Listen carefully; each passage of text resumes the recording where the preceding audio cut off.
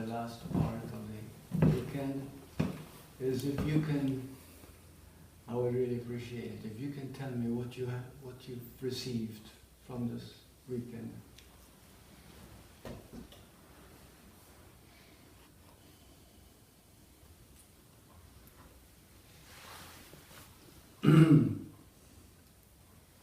I've received a tangible expression that I can work with. You've received? A tangible expression that I can work with. A one statement, all-inclusive concept, I guess. That is a tool. So the statement of Krishnamurti Yes. has been effective. Have you? You've seen it that way? Okay, that's great. And I hope that it was simplified too. Something that you can employ for the rest of your life. Yeah. Something, I guess I had quite a few insights, but one that came just recently was when someone tells me they love me, that it's not a statement about me, the ego, but it's that person getting in touch with love. And instead of saying, okay, I love you too, it can be, so you're in on the secret. And that was just a way to receive love without attachment. Thank you.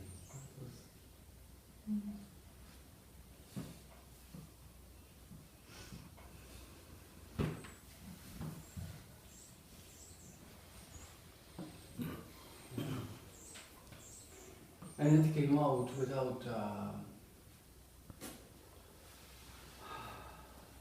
it just happened. You're talking about today, right? Sitting with you in the morning. I don't even know where that came up, just maybe just getting in touch with it myself caused me to see what it was like for others as well.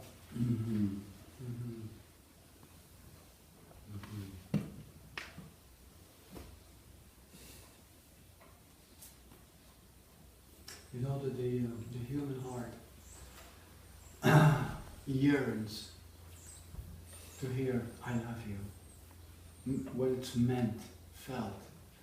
It's the one thing we want to really hear, to feel, to make us feel worthwhile, to know that I am worth it just being here with you.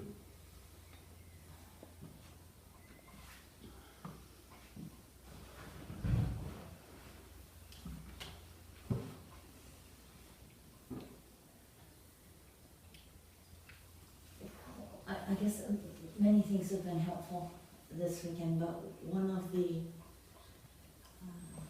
biggest things I think is the sense that is the first part of or the second part of that quotation, not having to be perfect. Just really working on accepting what is rather than trying to improve it. Yeah. That's so, That's a big one, it's isn't it? so freeing. I don't know, I'll have to continue to bring that in, but it's so freeing and it's so loving. Because the other isn't loving. Trying to improve yourself is exhausting, but not loving. Plus it's impossible. So now we understand the words that Krishnamurti used. Freedom. Freedom, yes. Isn't it? Yeah. Freedom. We've had the understanding of freedom. That you can be you and it's enough. Yes. That's a huge blessing. That's exactly what we mean by love. And you are loved.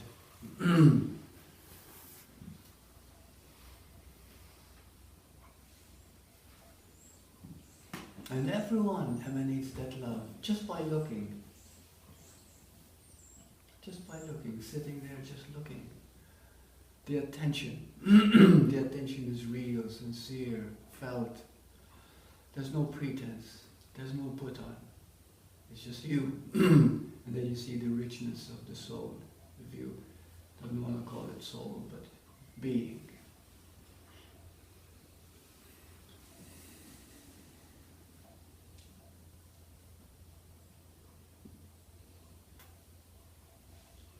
Feel free, whatever comes to you, to express. Well, I feel like a huge amount of joy. That's what I received. Thank you. And from all of you, you're just incredible. Mm-hmm. Crying. Isn't everyone incredible? And Yeah. I also can see so clearly how I have my hammer and my nails, and I build my own prison around me. Oh, wow. To get out the tools and take it away, and we're all free. We are Yes. incredible, and I think the exercise, for me, it just showed me the power of my mind when I imprison it and feel like I've got so much work to do, and being here in all of your company, and you're just incredible reflections, and I thank you so much. Wow. Thank you. Thank you. Thank you. Mm.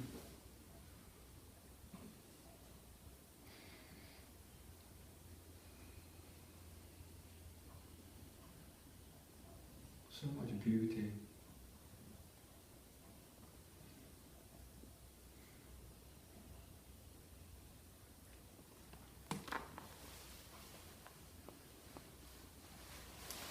For me, it's been just the energy of connecting with you and Sivia and everybody, you know, just the energy of the heart. Mm-hmm. Just you know, all the talk about the concepts and everything. Well, that's good, but you know, Right. it's like not. I've heard it all before, you know, but just the energy Mm-hmm. of what is, you know, Yeah. the presence, the love that you talk about, and I can feel it, you know.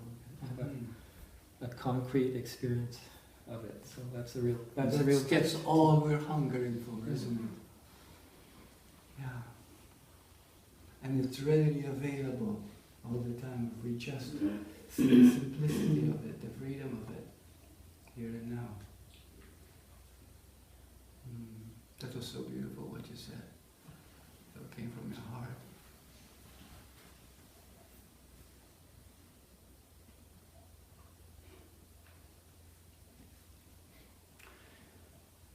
You're all saying it right now, but you're not using words.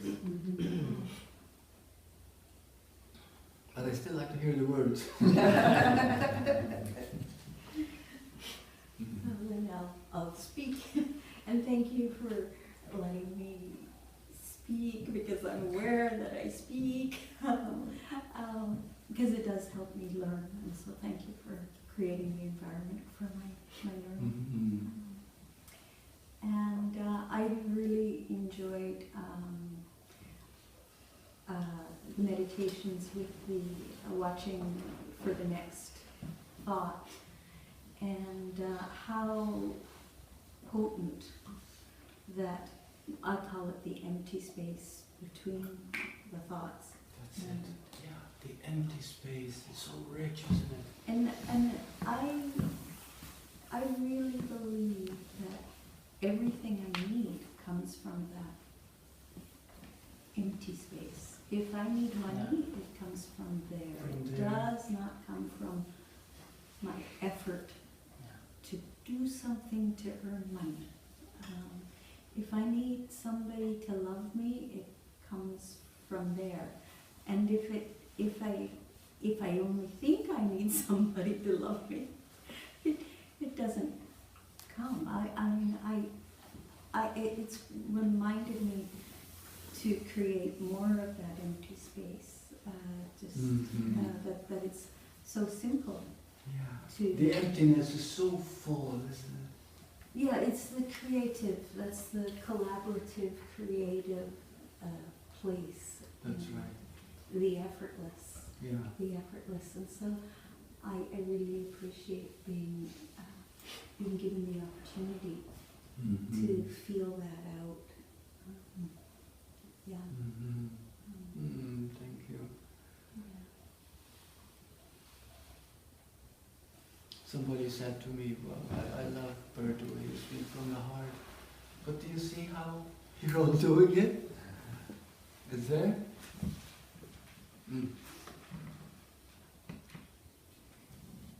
There's a great power in your example, I think, Yes. Bert. So we're really grateful for that because you have such a sincere, joyous clarity about things, and you're so patient that it really helps with your patience because you have had to hammer us down, a few times with the same issues. It's done with such love and an example of that. And I personally found that, I'm a beginner and I find that the premises of the seeker to be very, very useful and practical. And I just know with my own awareness, it's going to be very helpful. They are very, very helpful. And it's a loving premise not to have to change because we try so hard to be better. Yes, isn't it? And if we beat our You don't heads have in, to change. oh, it's such a gift. Mm-hmm. And all of you are so open and receptive, and Yes. really, it's a beautiful circle. Yes. But you do set the tone in a beautiful way from the very essence of that first exercise. We were more open, and so if we can go out into the world a little more open, you've done a great service for us. Thank you. Thank you. Well, I didn't do anything really. All I did was really pray that the heart would be open. And that's all about, really. It's all about.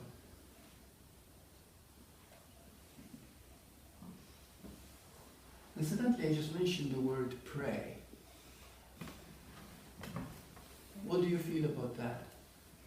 I wanted to ask you about that. Me too. Is it important? Speak from your heart. What is prayer? What is prayer? Mm-hmm. Isn't it speaking to the heart? Connection. Isn't it listening to the heart? Is it embracing the heart? Yeah, it's forgiveness. And it is forgiveness, isn't it? That no matter how you are, or how you appear to be, or what people think, or what they judge, it's all okay. That's forgiveness. What we call God is all forgiveness, isn't it? All the time.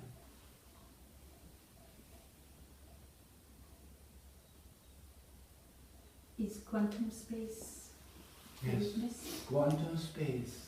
That's it. That's it. I think what you call prayer too, I might call visualization. Like there might be more than one word for it, but it sets an intention, and that's kind of the important part. Mm-hmm. So when you hear the word prayer, what is it that you get from it? Because to me, prayer is very full, it's very beautiful. Could it be, for me, it seems to be wishing well for others. Yes, Like wishing from the well heart, from others, yeah. wishing for the best for others. To see clearer, to understand, to feel more, to be more alive, to feel freedom. I never do anything without praying for it. But what I call prayer is not kneeling or doing the conventional way. It's I talk to the spirit that I am. What's the To do it difference? through me.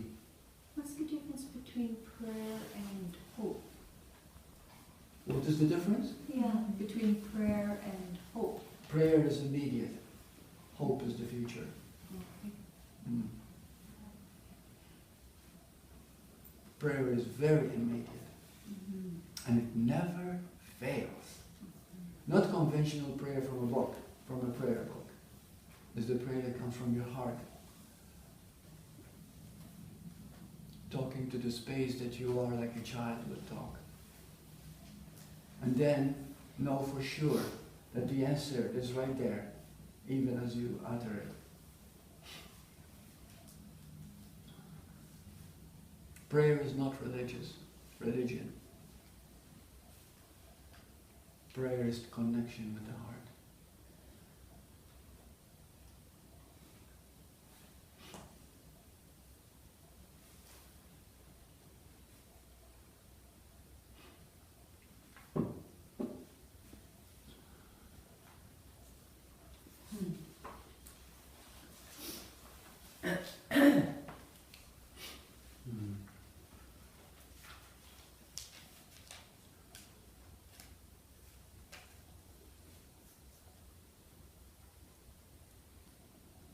We see here that the real education, the real learning is not made up of words, isn't it? It's the heart opening.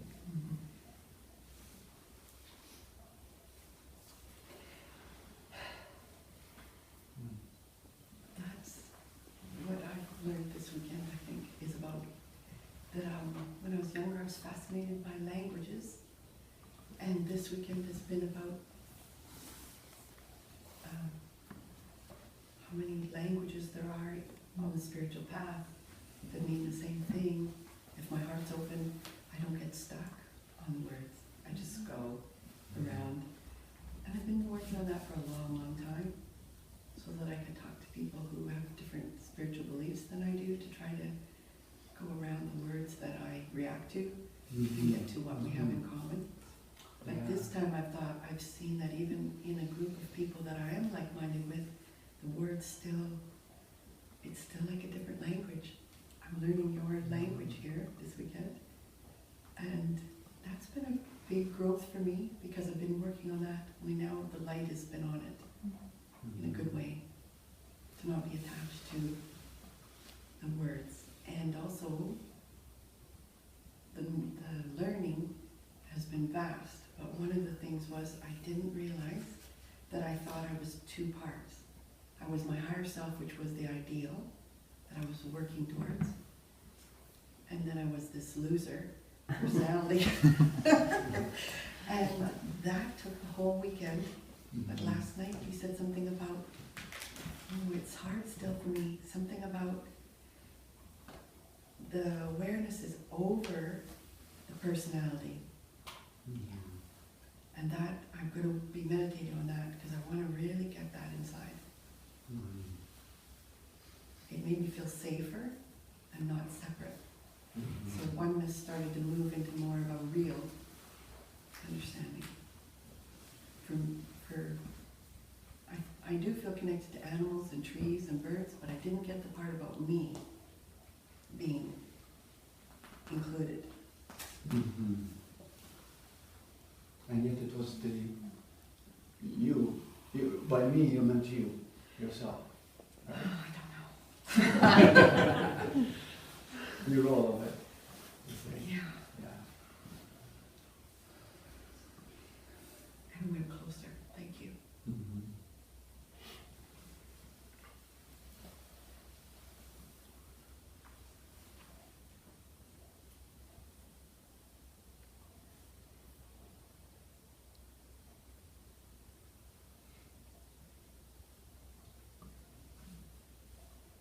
I find that seeking can be frustrating at times, but I think what I learned is the acceptance. Like, I feel like I can accept certain things, but I don't fully accept everything. Even accepting the seeker or the seeking as part of the thing, and just be okay with it. And just be more accepting. But it's, again, it's something I can't fake. I have to really, like, acceptance is one of those things that I have to feel. Do you feel now that you accept more yourself? Yeah. More? Yeah. Yeah. That's so important.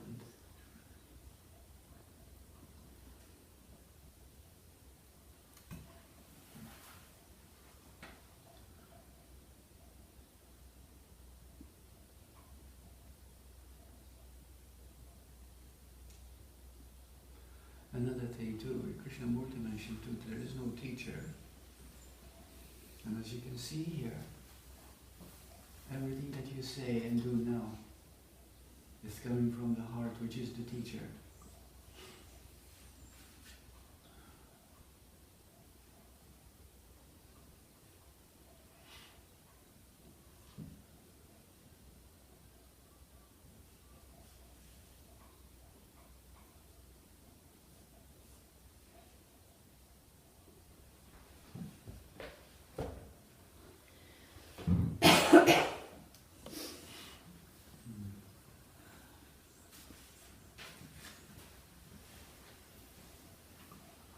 And incidentally too, let's not this be a last time.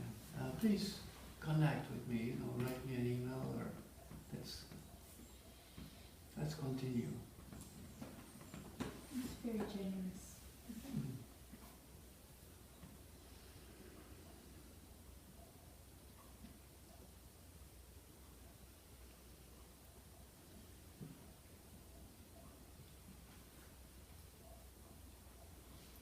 Is there anything at all, a lurking question or anything you're not sure of yet, or something you're not certain of?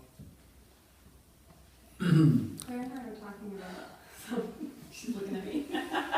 You heard us. You did, she was just signaling to Totally me. heard us. We were talking about that was cool.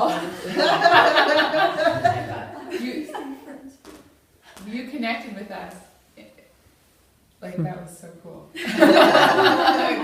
I was just thinking it, and I was thinking, we have a question, and then you said that. Did I really ask it, or is it because we're all being one? Yeah, I think so. Happening, right? Yeah. What is the question? We were talking about relationships, and I was asking Claire to help me find a question because I didn't know how to ask more about relationships, more like romantic, intimate relationships. And so the Romantic, question, monogamous yeah, relationships. the question that we came up with was, what is the function of monogamous relationships? You see, we all want to connect, we all want to feel, because despite the fact that we are oneness, yet the impersonality of the word oneness scares us. We learn the most when we can love someone that becomes a part of us.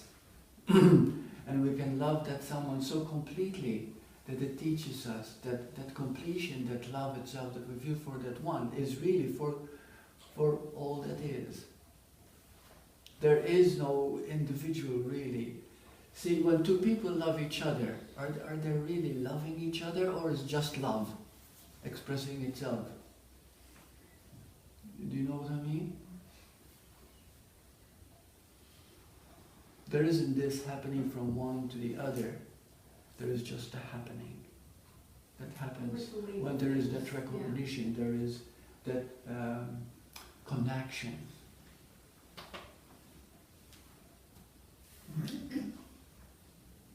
So what about when that relationship then ends?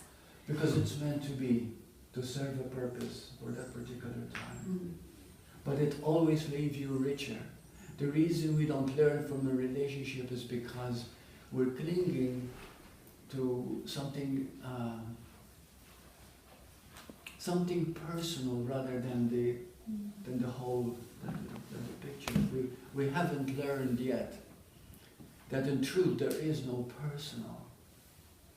There is just a whole that we are reaching for itself. That is just like oneness reaching for itself. And this is the constant play.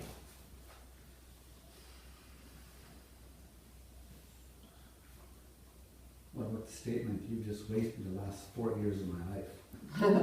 When people break up, I sometimes say stuff like that, that you just wasted my time. But I haven't learned anything. This is it. Sometimes you say, you wasted my time, I didn't learn anything. That is one of the lies we tell. It comes from the ego. There is no such thing as not learning something. We've learned from everything. But can you get stuck in a lesson? Yes. Because then we're talking about grief. That's what ego does, though. Yeah. The ego gets stuck. Yeah. So you remain in a state until you learn it. Yeah. So when you're stuck, what happens? You suffer until you become unstuck. Until something in you says enough is enough. You see, and you break free. And that was the lesson. But can't that suffering become you? Can't you become so ingrained with that suffering that you can take it with you for 20 years and it can be your best friend and your worst enemy at the same time? That Yes. suffering? If you can suffer for your whole right? The suffering is always, you see, we call it suffering, but it's suffering because there is a condition we create. But the suffering is always the freeing that leads us to freedom. But somehow there is something so stubborn in the human mind that wants to be in control. And we do not want to give the control to that which is the real controller, the heart itself.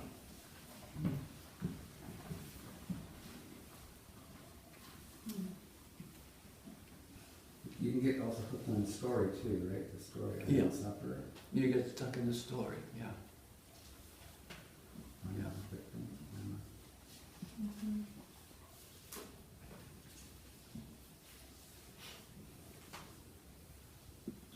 You know, there are so many stories.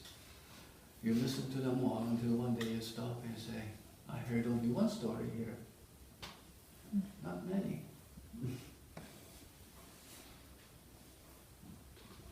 Because despite the diversity and despite all the differences between us, it's all the same. It's all the same language, the same one feeling, the same heart. It's just expressed differently. That's why we've been given so many languages too. From diversity we find the oneness. It's all so perfect. Yeah.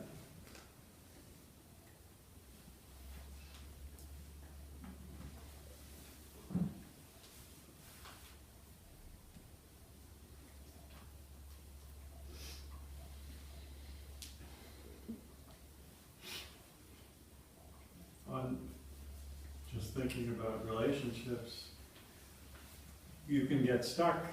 I've been stuck many times, even in a relationship that's been good for 32 years. There are many lessons along the way that it took me many years to learn. So, you know, it isn't only when they're breaking up that we get stuck. But isn't it beautiful? You've been, let's say you find yourself, I've been in a relationship for 32 years and there was been every experience, and then you look how rich it was too.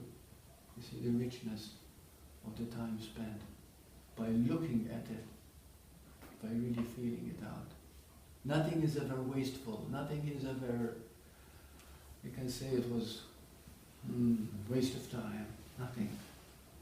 Everything served a purpose. Nothing. See, this is when we understand the predetermination that most masters talk about. Is that everything that is happening is meant to be. There are no mistakes. Wow, that's a big one. I'd like to hear your feeling about this. There is no wasted time because there is no time. Exactly.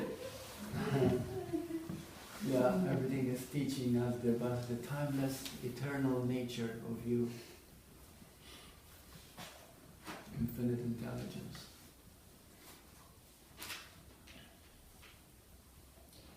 What's your statement you just made before that one? That great statement. What was yours about the destiny? That everything is sort of predestined. But you weren't Yes, saying everything that. predestined in the sense that everything that happens has a purpose.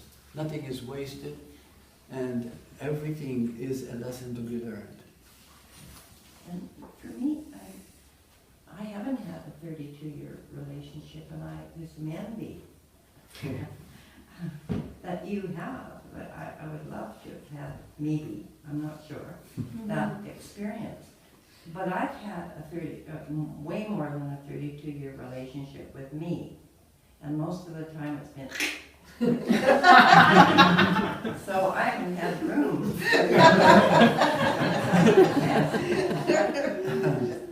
But when we talk about destiny, because my will can take over and get in the way. Mm-hmm. And my question is, if that too is the teacher. That's right. So once again, I plow in there and blow it. So by no resistance and no, just in the nothingness of allowing, then the destiny is already there and be much easier I think. Am I making sense? Yes, yes. You're putting some stops there along the way. Yeah. And there are a few buts along the way. And there are no buts. You know, the buts are ways in which we feel we are stuck, we cannot go on beyond. But if you look at the but, it becomes the lesson of flow again. The but is just like a stopping point. You see? But you look at it, and you find you go on again. You see? Sometimes we believe in limitation, and we're going to create a but.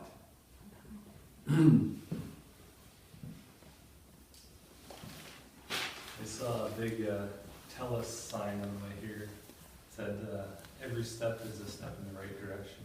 Yes. Oh, nice. Yes. Because all we're ever learning is love. And love is perfect. Can you hear something more, you know, that it is perfect. All you need to do is simply stop and listen.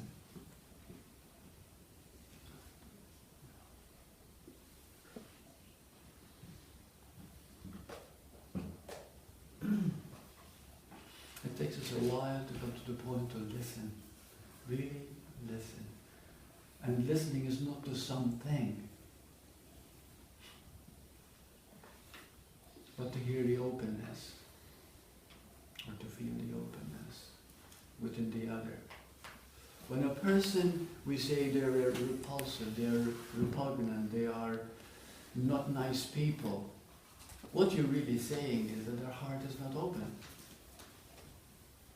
There are no such thing as an ugly person or a bad person. That is so beautiful to realize. It's all God. All ever is needed is to open the heart. Sometimes we get closed because I suffered so much.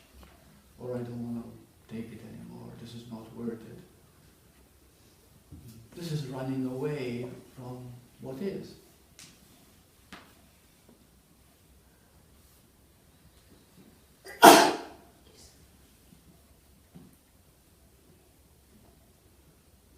And what is happens to be the biggest and only lesson.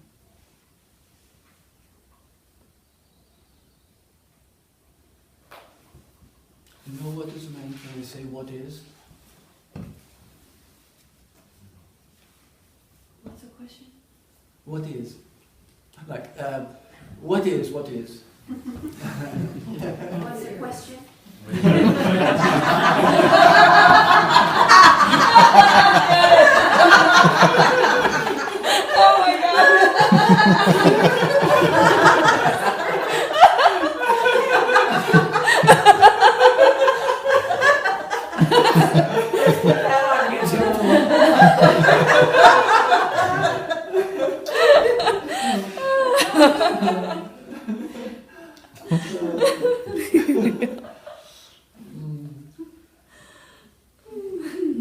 What is? What's the question?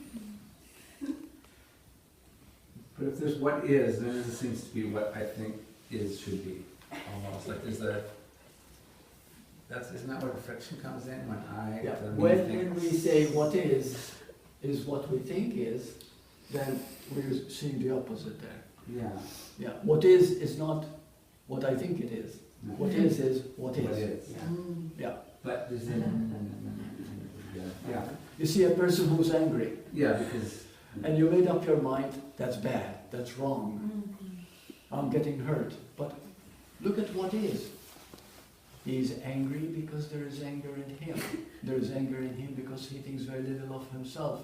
And he's trying to project it, maybe onto you. You see? So the moment you look at what is, there is instant forgiveness.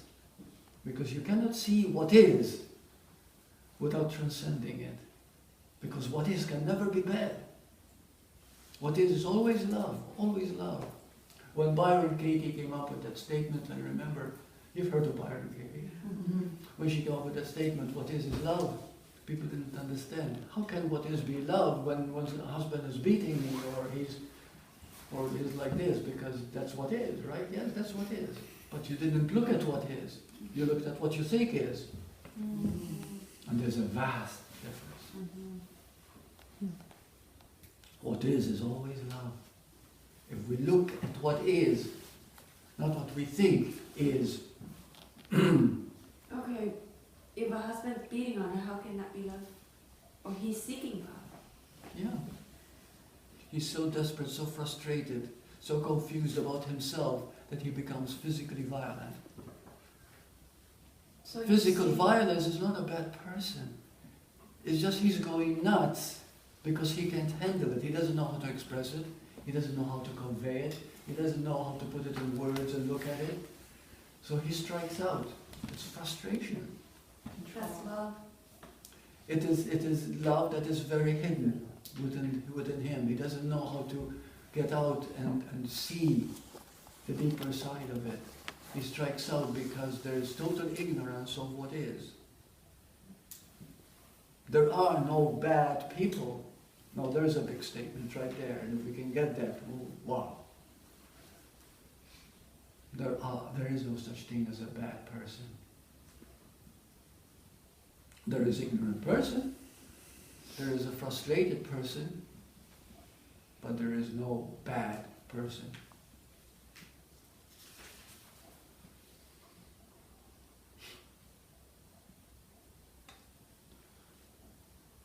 See, when we think of what is, we think of what we think is at the moment, and we see it, and we judge it. And then we live from that judgment. But every judgment that you make on what is a judgment placed upon yourself.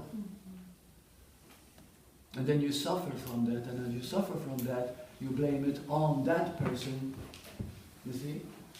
And the vicious circle continues until you stop and look at what is.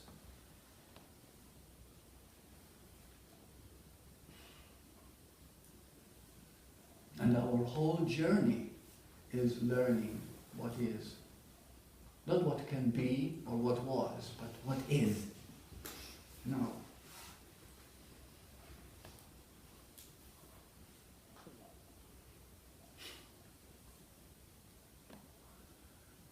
And what is now has no labels, has no definition.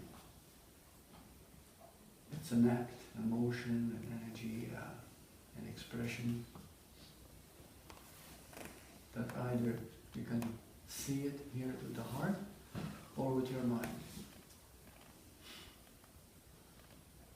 See, the mind is a thought. Did you know that? The mind, the conditioned mind is a thought. Right? And what is thought? A memory, a past. It's an impression. Right? Billions of them. Yeah. Right? The moment we make a thought real, we have plunged into darkness. A thought can never be real. I made a fantastic statement now. Challenge it. A thought can never be real. So how can we not, Like what you said, how can we cut before it goes into an emotion? By seeing it as it is. It's a thought. A thought is a thought. We make it real by thinking the thought and then it says, oh my goodness, this is horrible. You made up your mind, you judged it, and you're making it real. But a thought can never be real because a thought is a thought, and it's always about it, never it. A thought can never be what you think it is because a thought is about it. Like many people think about love. And anything that you think about love can never be it because a thought cannot feel. Did you know that? A thought cannot feel. So we use words which are made up of thoughts into a verbalization of the thought. And then we have to look at it until the feeling is awakened in the heart. This is why spiritual teachers are so valuable. Because what they've learned is to open their heart. And then when they teach, you listen to their heart. And it is the heart reaching the heart. Never the mind. There are no words that can teach you anything unless you see the deeper aspect of the words. which is always, always, always the heart. A feeling, pure feeling. Because pure feeling comes from pure awareness. Ultimately, when you take a feeling to its utmost, you reach an empty spot, you reach empty space. And the moment you allow yourself to enter that empty space, you've entered heaven.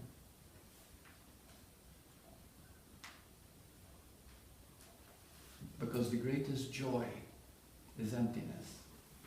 Look at the baby's eyes in its greatest joy. Look at his face. He's empty.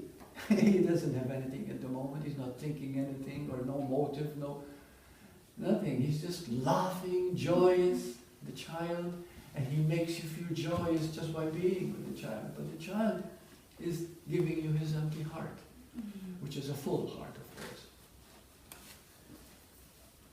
Kitten, puppy, dog, they're so full of joy, so full of love, because they're coming from an emptiness. But the emptiness is not the way we think emptiness is. We're talking of an emptiness that is full. Think of what happiness is, and take away what you think makes you happy. Take it away, and then you're still happy. Now you understand what happiness is. We always think of happiness as arriving at somewhere. I am happy because I've got a great wife. I'm happy because I've got $1 million. I'm happy because. Remove the because, and not happiness itself. And you find that happiness is empty. Happiness is. Now you understand happiness. You're not happy because. You're happy because you're happy. You are. When you reach your true nature, that's happiness. It is joy, it is peace, it is love.